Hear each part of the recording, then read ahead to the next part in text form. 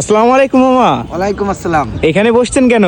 মামা ওই যে সারাদিন ঘোরাঘুরি করে ঘাড়ে ব্যথা হয়ে যায়, যার কারণে একটু রেস্ট নিচ্ছি বসে। মামা রোজার মাসে তো অনেকে বাদাম খাবেন না, অনেকে রোজা থাকে, তো আপনি কি বিক্রি করবেন রোজার মাসে? মামা রোজার মাসে সেদ্ধ ডিম বেচবো মামা। সেদ্ধ ডিম? রোজা থেকে মানুষের কষ্ট ক্লান্ত হয়ে যাবে, দুর্বল হয়ে যাবে, তখন মনে করেন যে আমার কাছ থেকে সেদ্ধ ডিম খাবে। মানে ইফতারির পরে খাবে, তাই তো? জি, জি, জি। কোথায় থাকবেন আপনি? এই তখন ওই কালেকটিভ মার্কেটের দিকে থাকবেন, তাই তো?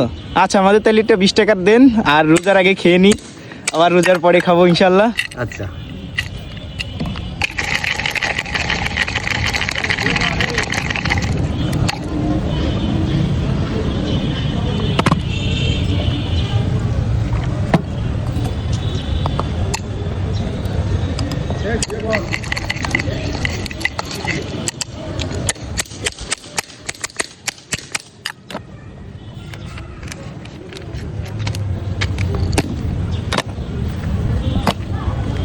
হয়ে গেছে তাই না মামা? জি।